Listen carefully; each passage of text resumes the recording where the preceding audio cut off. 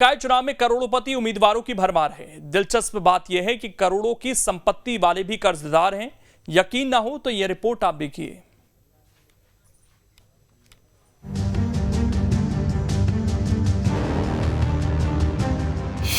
करोड़पति उम्मीदवारों की भरमार, जनता किस पर करेगी एतबार?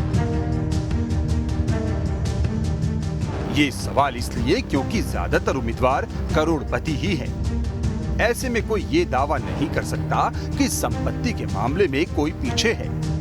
लिहाजा जनता को भी इन्हीं में से किसी एक को चुनना होगा। प्रदेश में 16 नगर निगम है, लिहाजा चुनाव में बीजेपी कांग्रेस के 32 उम्मीदवार मैदान में है। अगर उनकी कुंडली पर नजर डाले तो 19 उम्मीदवार करोड़पति हैं, जबकि 13 प्रत्याशी लखपति हैं। सबसे अमीर संजय शुक्ला है। संजय शुक्ला इंदौर से कांग्रेस के मेयर प्रत्याशी हैं। संजय शुक्ला के पास 171 करोड़ की संपत्ति है, तो वहीं भोपाल से कांग्रेस प्रत्याशी विभा पटेल के पास 70 लाख से ज्यादा की संपत्ति है। करोड़पति उम्मीदवार दोनों पार्टियों में है।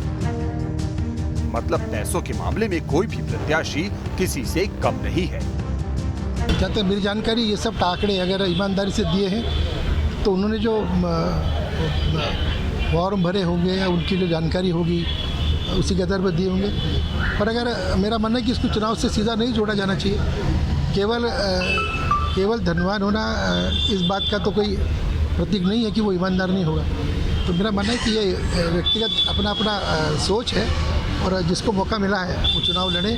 जनता तय करेगी कि किसको चुन करके भेजना है। देखिए, निश्चित रूप से जब इस प्रकार के लोग आते हैं उम्मीदवारी में, भले ही वो मेयर के लिए हो, पार्षद के लिए हो, अन्य किसी भी राजनीतिक पद के लिए हो, जब कोई धनवान व्यक्ति आता है तो निश्चित रूप से अगर सामान्य दृष्टि से आप देखेंगे तो जो गरीब लोग हैं या मैं कहूँगा बिलो पॉवर्टी लाइन के लोग हैं, उनको कहीं ना कहीं ये लगता है कि वो इस प्रतिस्पर्धा में कहीं ना कहीं वंचित हो जाते हैं, क्योंकि उनके पास धन का अभाव है। निश्चित रूप से किसी भी पॉलिटिकल पार्टी को इसको क्राइटेरिया नहीं बनाना चाहिए कि आदमी फाइनेंशियली वेल टू डू है।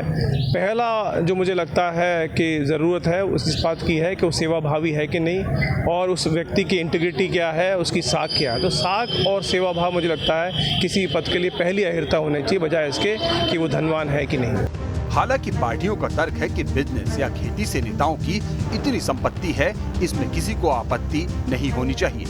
किसी व्यक्ति का या कैंडिडेट का आर्थिक रूप से संपन्न होना या विपन्न होना डेमोक्रेसी में महत्व नहीं रखता है। हालांकि देश में कई बार ऐसे केसेस सामने आए हैं जहां पर धनबल और बाहुबल के आधार पर लोगों ने चुनावों को प्रभावित किया है, किंतु जनता अब जागरूक है कि वो लोगों से, आर्थिक संपन्न लोगों से अपना लाभ भी ले लेती है, लेकिन वोट हमेशा प्रयास करती है कि सही कैंडिडेट को जाए।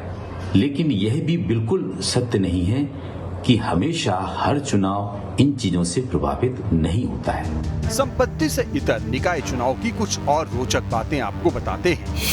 17 प्रत्याशी पोस्ट ग्रेजुएट हैं, 14 ग्रेजुएट और 3 12वीं पास हैं, जबकि 3 प्रत्याशी 10वीं पास हैं। इसी तरह दोनों पार्टियों से 16 महिलाएं मैदान में हैं। इंदौर की दोनों प्रत्याशियों की उम्र 58 साल है। रतलाम से कांग्रेस प्रत्याशी मयंक जाट सबसे युवा है, तो जबलपुर से बीजेपी प्रत्याशी जितेंद्र जामदार सबसे उम्रदराज उम्मीदवार है। खास बात यह है कि करोड़पति उम्मीदवार भी कर्जदार हैं।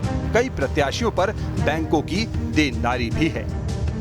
ये तो सिर्फ नगर निगम के 32 उम्मीदवारों की खाता बही है। नगर पालिका और नगर परिषद में भी करोड़पतियों की कमी नहीं है। हालांकि जनता को इससे कोई फर्क पड़ने वाला नहीं, क्योंकि अमीरी में कोई किसी से कम नहीं है और इन्हीं में से किसी एक के नाम पर मुहर लगाने की मजबूरी भी है, क्योंकि जनता के पास ज्यादा विकल्प भी नहीं है।